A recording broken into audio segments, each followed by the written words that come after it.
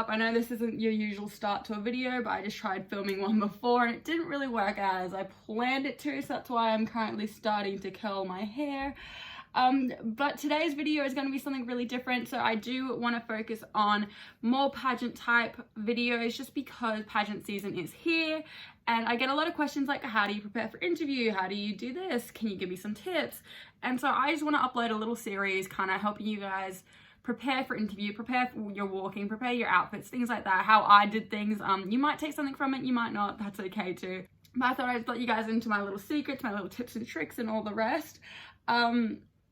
So this video is going to be focused on, sorry if I'm not looking at the camera by the way, I don't know if that's rude or not, but I'm sorry. But this little video is going to be focused on interview. Now obviously interview is probably the biggest part of pageantry, obviously, because interview is where the judges see you as a person. So I want to give you guys my top 5 tips on interview, but let's just jump straight into it. All right, so my first tip for interview is know your platform. So if you don't know what a platform is a topic that you're passionate about, or a topic or a charity that you're passionate about and that you really want to kind of promote throughout your title. My platform was everything and anything is possible. So my whole purpose behind competing in IJM was to mainly show young girls that you don't have to be confined to the box that society puts us in. You can step outside your comfort zone, do things that scare you, and be what you think you can't be, because in fact you are able to do so. And what I really wanted to do with this is obviously promote this to Australian pageant girls.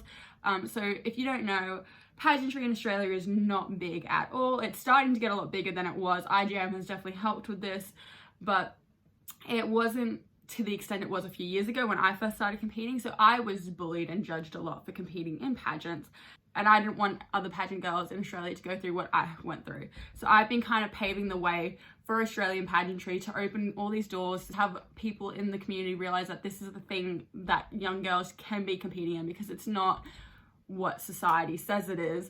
It's actually a great thing to participate in. So that is what my platform was this year for IJM. That's what I really wanted to do, and I really wanted to bring IJM to Australia, which did happen, which was really exciting, and a lot of girls are coming back in 2020 to compete from Australia, which I'm really excited about. I think it's our biggest team we've ever had for Australia, which is incredible to me.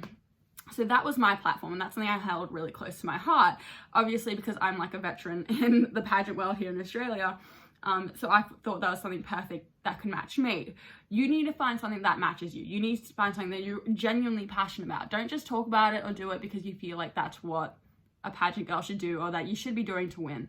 Do it because you're genuinely passionate about it. It doesn't have to be, oh, I've raised $6 million for Make-A-Wish Australia because I was a Make-A-Wish child. Like, it doesn't have to be that deep. Like, that's great, don't get me wrong if you are one of those people, but it doesn't have to be that deep. It just has to be something you're passionate about and what you would want to do with your title at the end of the day. So I was asked, I'm trying to think one of the questions I was asked. So one of the questions that I was asked, I don't know if it was this year or last year, but it was, last year, 2018, but it was, what would you want to do with the IJM teen title? And my answer was, I would want to bring IJM to Australia. And then I obviously went into the whole, my experience and how I want other girls to not go through that, and how I really did just want to carve the way in pageantry in Australia, so people will start realizing the benefits that it has and that what IJM can bring to young women. So really, you just need to know what you're passionate about, know what you're talking about, and practice, practice, practice, practice.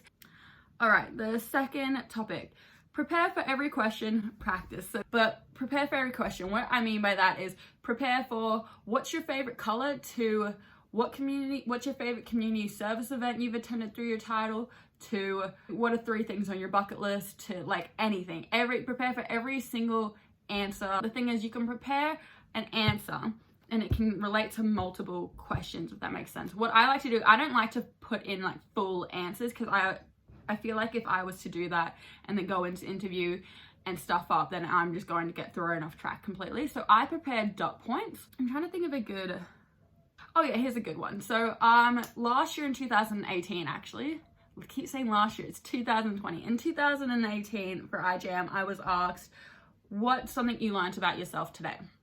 And my answer was, oh, when I get nervous, I get hungry, so right now I'm starving. And the judge thought that was hilarious. And then in 2019, I was asked, what makes you happiest? And I said, food. And one thing I realized is that when I get nervous, I get really hungry, so right now I'm starving. So it was the same answer, but in 2 different contexts. So my thing is you can relate your answers back to multiple questions. You just have to know yourself really well. And that's the other thing I really want to touch on, is that go online, start searching up questions that you can just ask yourself to get to know yourself. And they just can be basic questions like, where do you see yourself in 5 years? What's your main quality? Like, get to know yourself really well enough so that when someone says, oh, tell me about yourself, you're like, yep. Like, you don't actually have to prepare it because you already know enough about yourself to say it on the spot. So really do practice. Don't just go in there and give them answers that you think they want to hear, because the truth is they don't know what they want. The judges don't know. They don't have an outline of, oh, I want a tall blonde with blue eyes who raises awareness for Australian pageantry. Like, they don't know that. You have to bring yourself to the table and say, this is what I'm offering, take it or leave it. When I say practice, I really mean practice. Get to know yourself, get to know what you can bring to the table, get to know the things you're passionate about and what you would want to talk about with the judges. All right, tip number 3. This tip, I've never heard someone talk about, but I'm gonna talk about it. It's okay to stumble and mess up. Even this video that I'm making with you right now, I have stumbled and messed up like 50 million times, but that's because I'm human and you are human. If you sound like a robot, they're gonna be like, okay, cool. Or if you doing what I'm doing right now and you just don't know what to come up with, take a deep breath. I actually did this in 2019 when I competed for IJM. Take a deep breath if you feel like you're just going on with things and you don't know what you're talking about. Breathe in, breathe out, recollect your thoughts, continue. It's okay to not be perfect. It's completely fine. At the end of the day, I'm not saying mess up purposely, but I'm saying it's okay to you don't have to put so much pressure on yourself to be 100% perfect, because no one's 100% perfect. The point of being a queen isn't about being perfect, it's about being real. And the girls who are real are the girls who are going to sometimes stumble and sometimes not be able to form a sentence and things like that. It's okay, it's nerve-wracking, and we all understand that. All right, number 4, it's a conversation / mentality. Just to touch on this, you're probably like, well, what are you talking about? Mentality to me is the biggest thing in pageantry. If you don't have the right mentality, you're not going to do well. You need to know, and this is another thing, there's a difference between cocky and confident. There is a big difference between that. It's a fine line, but there is a difference. So to me, mentality is the biggest thing. And the biggest thing I like to take into you when it comes to mentality, this was a tip actually given to me by the former Miss Teen Galaxy back in like 2015. And that is, it's a conversation, not an interview. And what I mean by that is, sit down in that chair and think of it like talking to your best friend, because then you're going to be casual about it and you're going to be genuine and real about it. But when I sat down for my interview in 2019, my whole mentality on it is, I'm just going to show them me and they're going to take it or leave it, basically. So have that positive mentality. Actually, I really want to touch on this as well. You hear it all the time. It's don't focus on winning, blah, blah, blah. And I actually mean that. Do not focus on winning. Focus on just being your best self. You're probably like, what are you talking about? Everyone comes here to win. And it's so true. It's so hard because until you actually get into that headspace, you have no idea what I'm talking about. And that is, just go into any pageant in the hopes to just being your best self, giving 100% of who you are to those judges.